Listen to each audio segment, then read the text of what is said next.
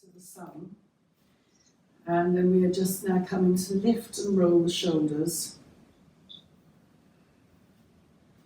And just bring the hands up,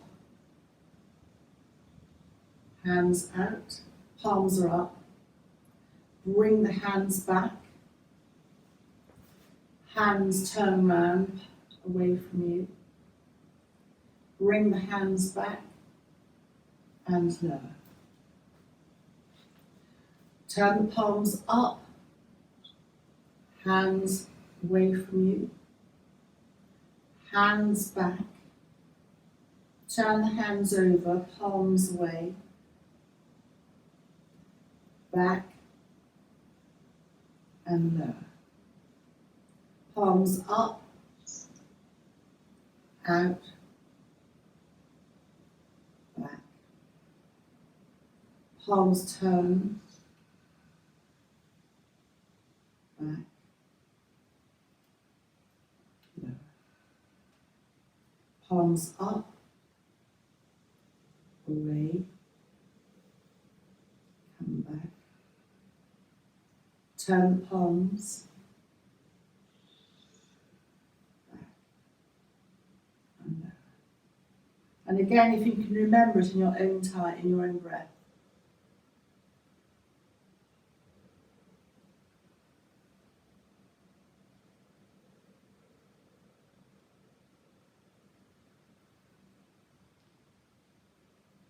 And this will be the last one.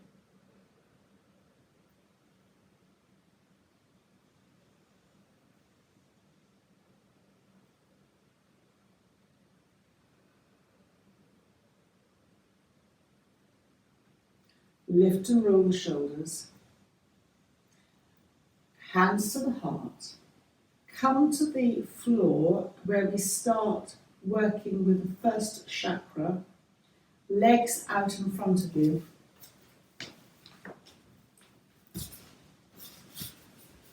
I might just need to move this. So you have got a bolster there. We're not going to need it immediately, but there's an option to use it, or a cushion if you're at home.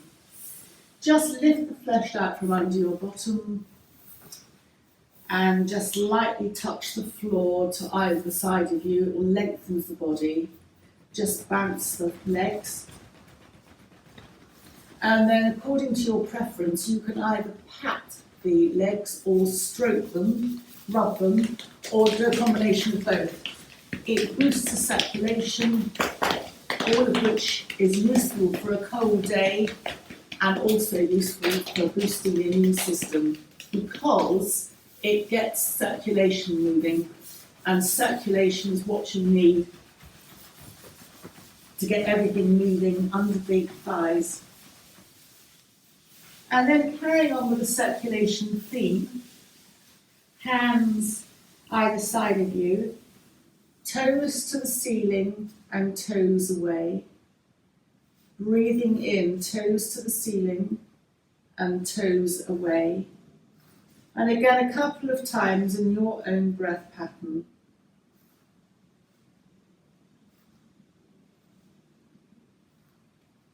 And then circle the ankles in one direction and notice which direction you choose first. Breathing in, the toes are at the top of the circle, and breathing out, normally the toes go down to the bottom of the circle. So you're boosting your circulation too. And then reverse the circle.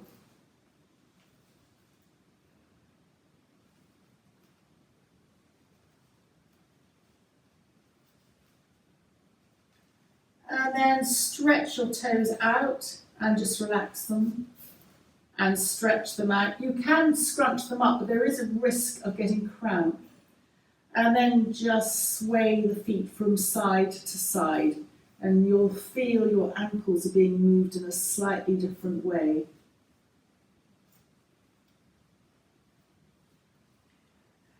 And then come to have the legs in a V, open the legs in a V, and we're going to come to a version of Janushavasana, which is head to knee pose.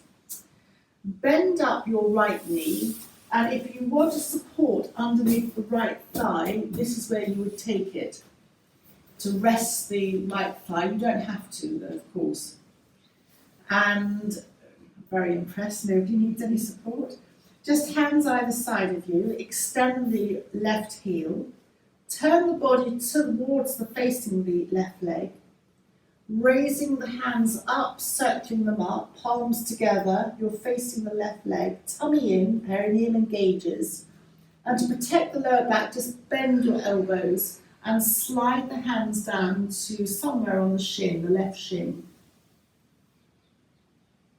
Just taking an in and an out breath.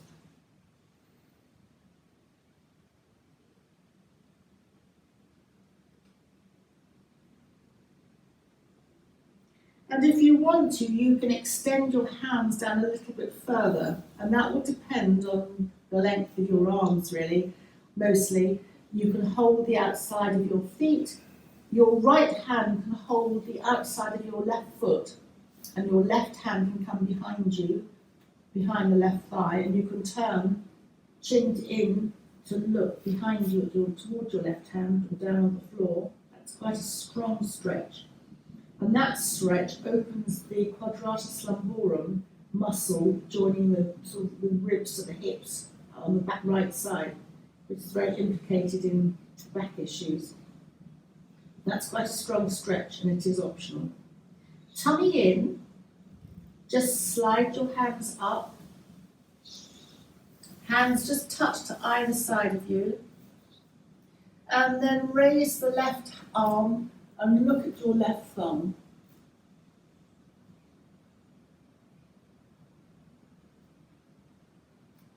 And then release the arms back down. And bend up the left leg so that you're in a double V.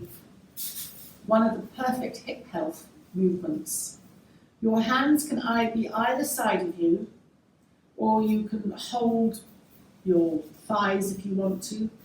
But I'm going to stick with hands either side of you and just gently turn your head to look over one shoulder.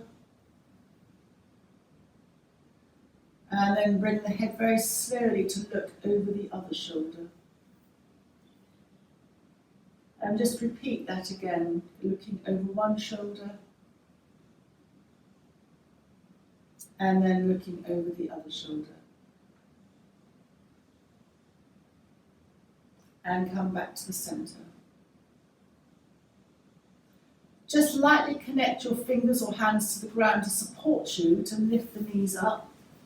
Extend the legs again. Reset under your bottom if you need to pull the flesh out. Just bounce your legs again, and just again rub your legs to wherever you want to, your feet, your tummy, your arms, back, patting the back. And remember that this boosting circulation you can do anywhere. You can do it before you have a shower with skin brushing. It's really good for circulation. And then legs once more in a V. Bend up the left leg. If you're going to take support, then have the support under your left thigh. Extend the right foot. And then hands either side of you. Lengthen your body. Turn towards the right leg slightly. Raise the arms up. Tummy in, perineum engages. I'm bending my elbows to support the core and the lower back, and then sliding the hands down the shins, the right shin. Janushavasana opens the hip, the lower hip, so it's the lower lymphatic system. If you were going to have a teaching focus, it's quite hard, but imagine that your sides are extending evenly. It's almost impossible, I would say, but try not to scrunch down on your right side, which might mean coming up slightly and extending. but it's just a point to be aware of. So it's a low lymphatic system. It's a slight rotation, which is one of the movements that you need for perfect back health, but it's controlled. And it's a forward bend, which is calming to the nervous system. And the chin to chest connects into the vagus nerve, which is anti-inflammatory. So lots going on. If you extend your right heel, you're connecting in, extending the muscles at the back, you'll feel the stretch. And if you want to go further, then you can, it's optional. And if you wanted to really go further, you would hold the outside of your right foot with your left hand, and your right hand would go behind you. Chin to chest, looking down at your thigh or behind you. That's really strong.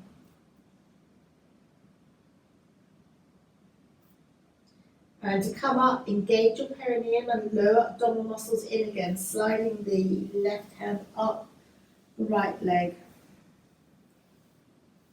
Touching to hands to either side of you, and then the left hand behind you.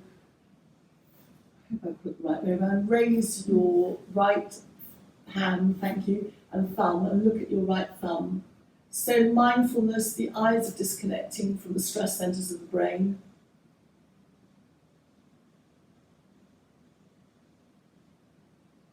Lower the right arm and bend the right leg so you're in a double V, one of the 5 perfect poses for hip health. If you were doing this at home, which I'm sure you wouldn't, and your right buttocks off the ground, which mine is slightly, then you can put a cushion there to connect it to the ground. And then you can hold your body or hold to either side, but you're just turning your head very gently from side. You can linger there to looking over to the other shoulder. You can move with your breath, or you can linger in the turn. So this is a very classic somatic movement,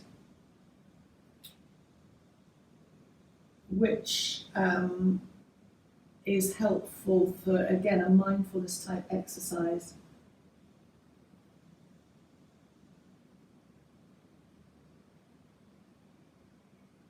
And then finally bring the head back to the centre and press down with your hands to lift your knees up, stretch your legs out again, and once more just balance them and rub and pat.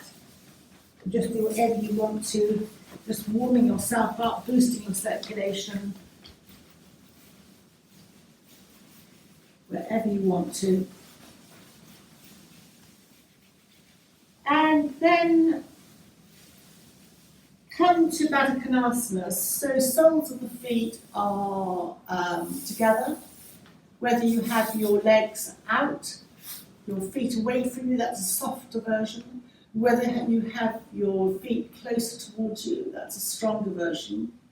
Classically, you would hold your hands over the ends of your feet and you would bounce your knees up and down, and your back will be straight. But a softer version is to open your feet like a book, and a version I like is to just use your thumbs to massage inside your feet.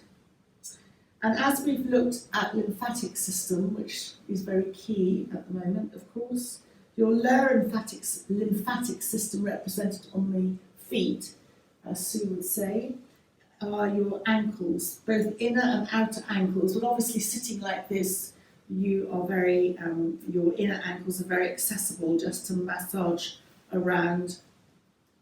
So you want your lymph system helped, and lymph only responds to movement, which I think is quite interesting. You can do so much else, but lymph does need movement. So you're just helping it all out here.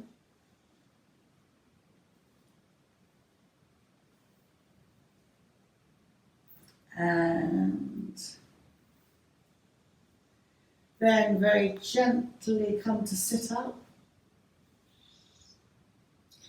And we transition now by having our coming into a cross-legged position, easy pose. And we transition via seated cat-cow to the next chakra, which is a sacral chakra, Svadhisthana chakra. So hands on your knees or just below, breathing in, sitting up, Breathing out, chin to chest. Sitting up and chin to chest. Sitting up and chin to chest. And then as you sit up, support yourself under your thighs to just lift your knees up and stretch your legs out onto the ground again. Just bounce your legs. Cross your left ankle over your right. Extend both heels. And raise the right arm. Tummy in, perineum engages slightly, 10% of your capacity. And your right hand goes to the outside of your left thigh, hand behind you. Lengthen the body and in your own time, turn towards the left. You can look over your left shoulder. Each time you breathe in, lengthen the body and then turn, and you stop when you're comfortable. So this is a turn that comes into the lower part of the spine, the lower part of the body.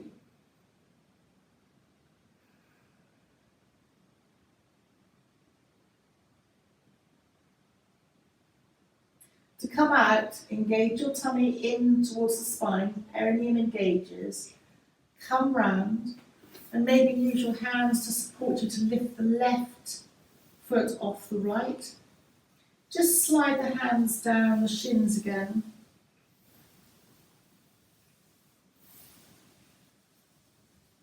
A slight forward bend. You can always soften your knees if you need to. And then sliding the hands up, and I'm just trying to think. So it's the right over the left. Thank you. And hands either side of you as you lift the left hand, tummy in, perineum engages, and turn. Your left hand goes to your right thigh, turn to the right, right hand's behind you. Breathing in and breathing out. If you wanted to be very stylized about it, you could turn your palm outwards to give you more of a twist. But again, that's up to you. Breathing in and breathing out. And you can also make a Jnana Mudra as well, as if you want to make it very yogic.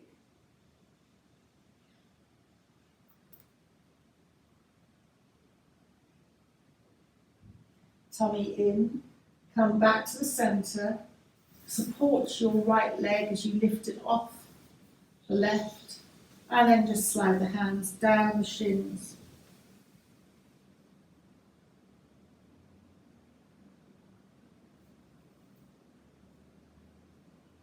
Forward bend, compensating for the turn that we've made.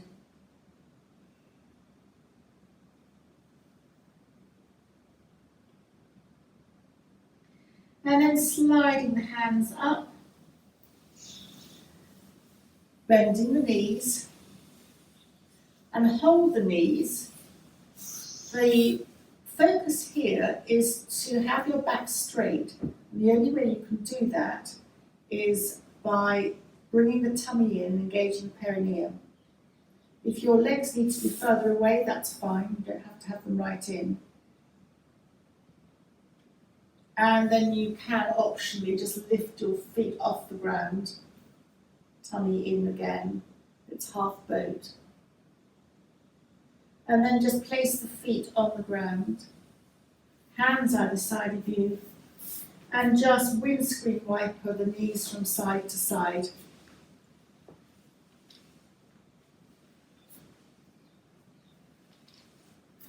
This is believed to distribute energy. And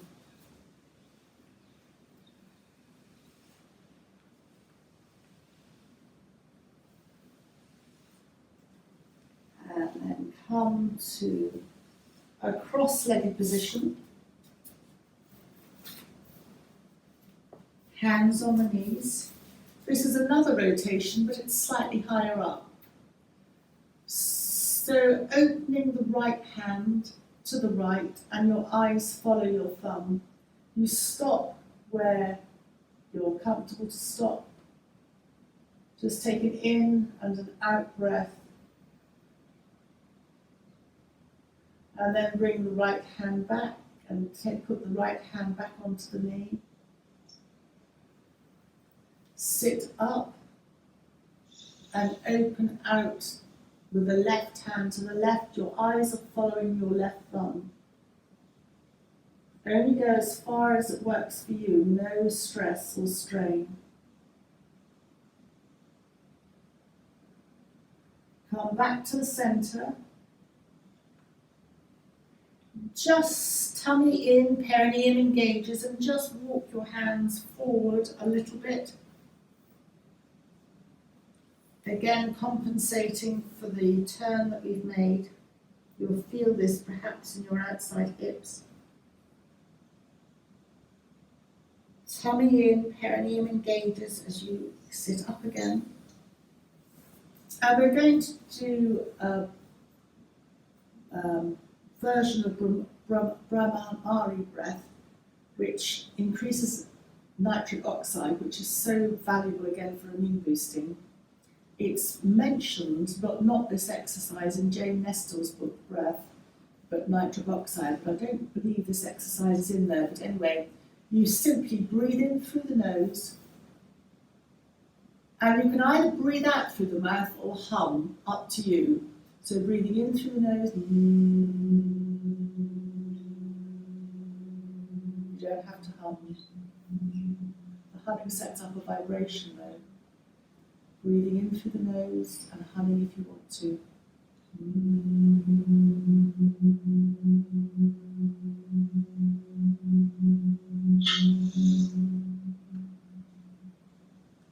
And another couple in your own time.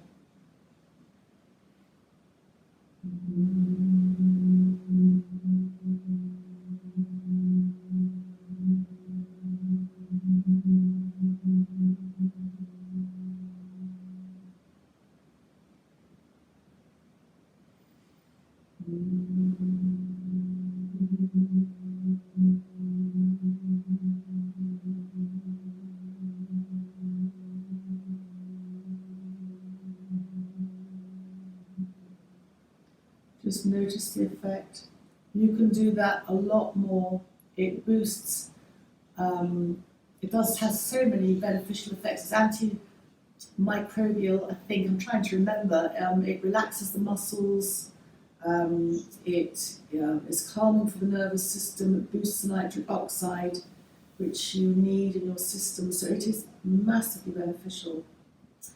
And then, very briefly, we're going to unravel our legs and come to standing. So in the yoga tradition, which I'm not sure that you'll be interested in, but you're welcome to try, you lift your arms up, you slap them to the ground, jump back and stand up. However,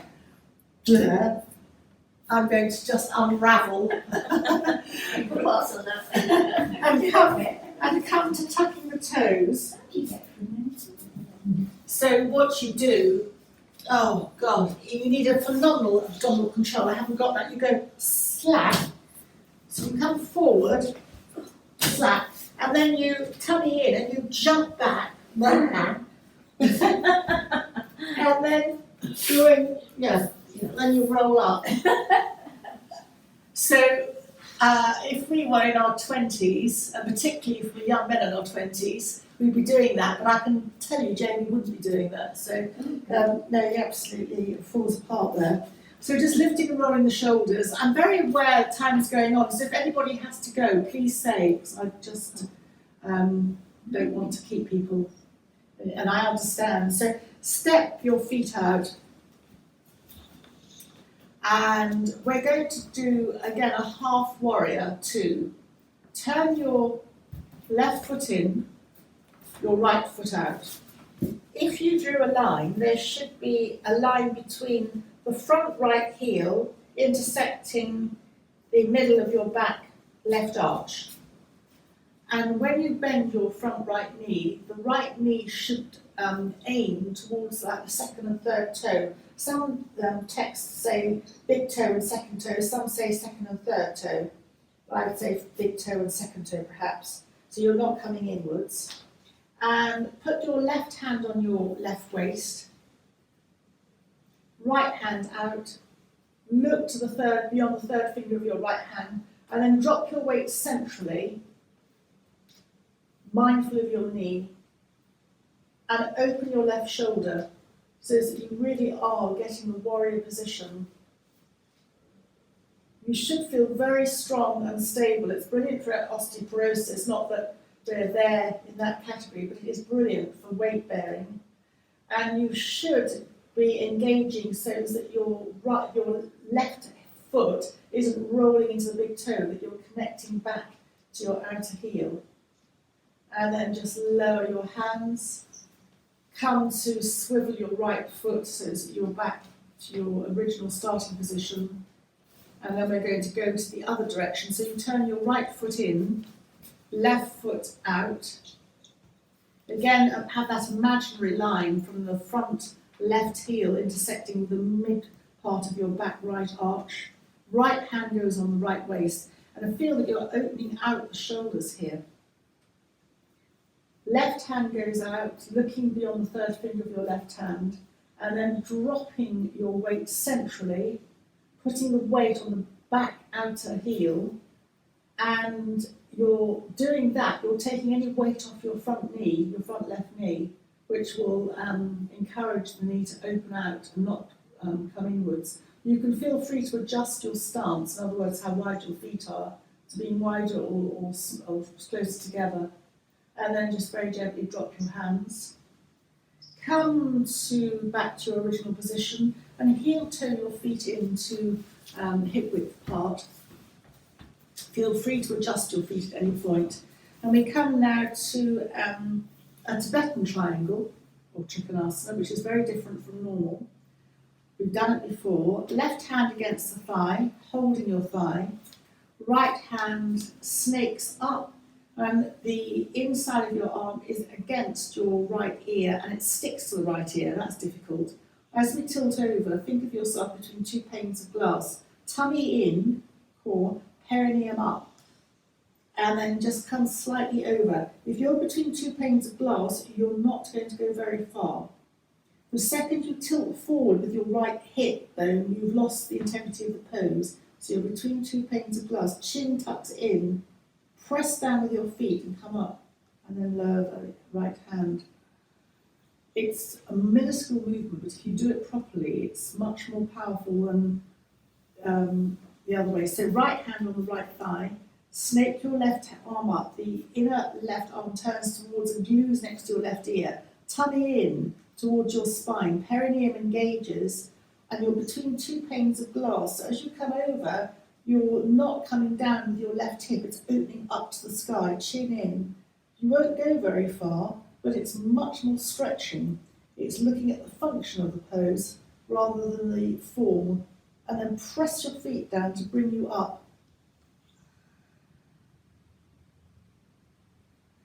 Join the thumbs together. The arms don't have to be straight, they can be bent, just slightly sway from side to side. Swaying tree, and I think this is useful because it reminds you that your roots are strong, pressing your feet into the ground, but flexibility and strength comes from not being rigid, being flexible leads to strength.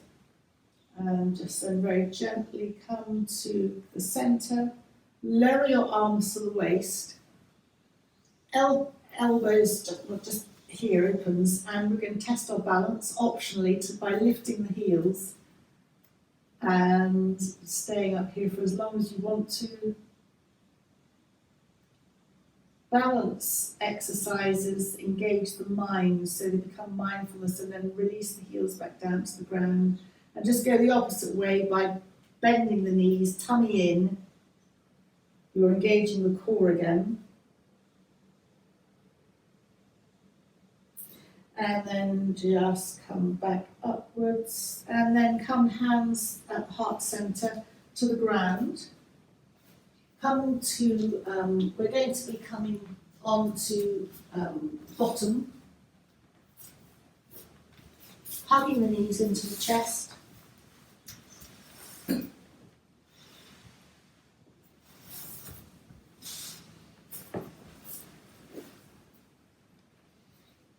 and just rocking from side to side.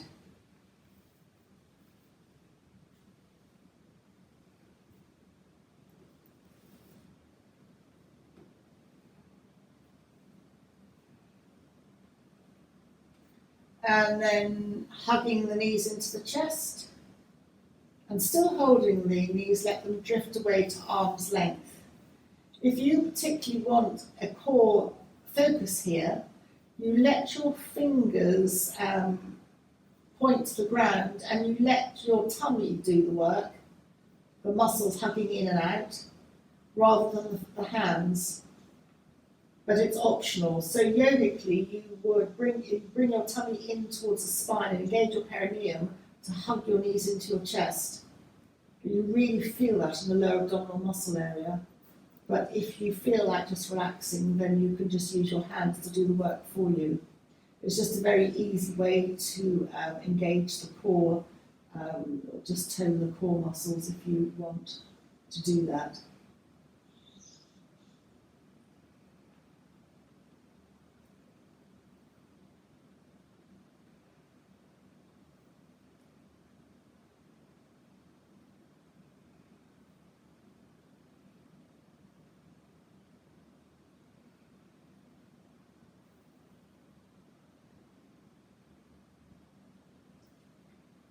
So this is very soothing, as I think we know. It ticks a lot of boxes.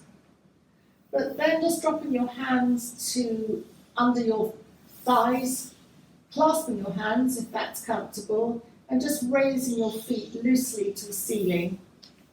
They can be bent at the knees, just slightly swaying from side to side. It's an inversion. We've already had our inversions through downward dog, but this is a slightly different version. Imagine yourself like a piece of seaweed, just slightly swaying in the water.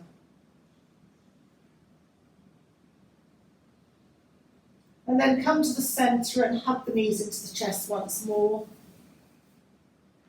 And then just once more sway from side to side, the symmetry of the swaying movement.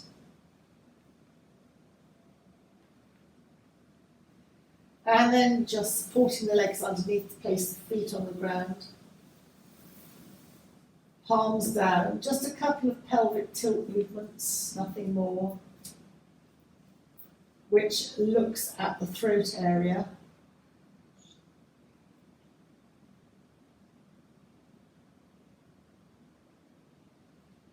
And then rolling to the side, we're going to come up to a seated position. So whether you hug your knees in and rock up, or just roll gently to the side, come to a seated position, however that works for you.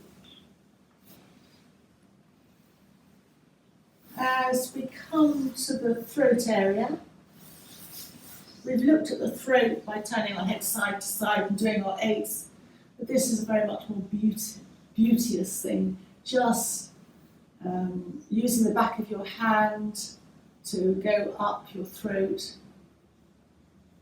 If you want to have your hands turned the other way, some people don't like this, so whatever works for you.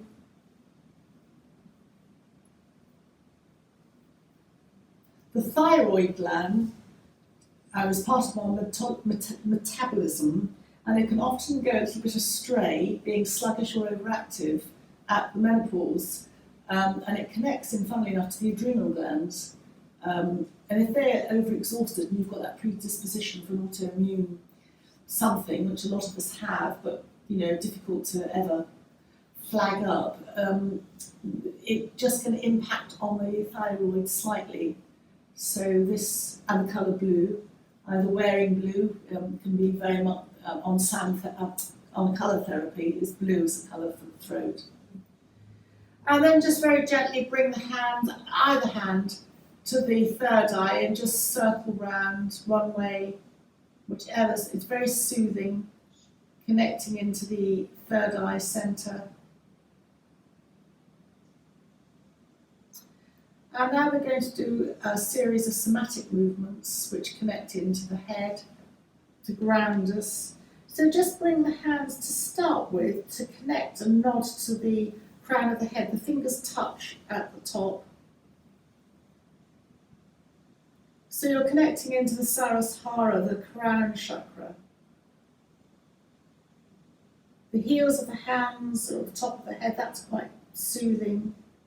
And then just drop the hands down optionally to either side of you, your head, holding your head in your hands. Somatic movement is believed to, or the aim is to take the thinking out of the movement and connecting very much into the sensory feeling aspect, which again is a form of mindfulness. And then taking one hand to the forehead, it doesn't matter which, and one hand to the nape of the neck. You might like to just drop your chin to the chest so that your back of the neck is extended, and just pressing lightly with both hands. So you have that sense of being held with the head.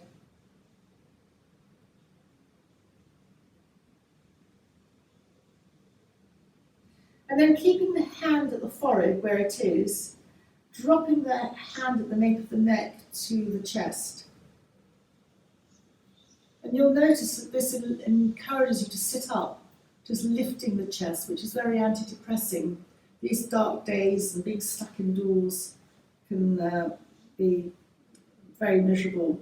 So this goes some way to connecting into that, the intuition and the heart centers as well.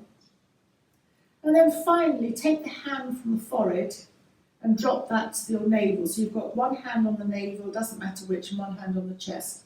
And again, you'll notice that this brings you to, again, your chest is lifting. It's very soothing. If ever you're feeling very panicked, any of these can work very well to ground you and bring you back to feeling connected.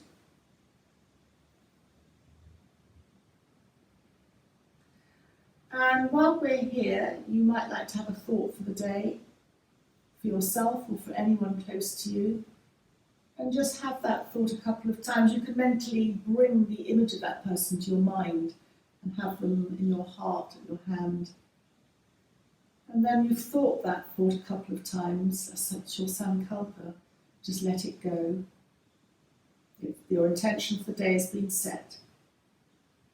And then bring your head to a bow for yourself, either leaving your hands where they are, or you can bring both hands to the heart, whichever you feel works for you. So taking a bow for yourself for the day ahead. Thank you for joining me. And I'm going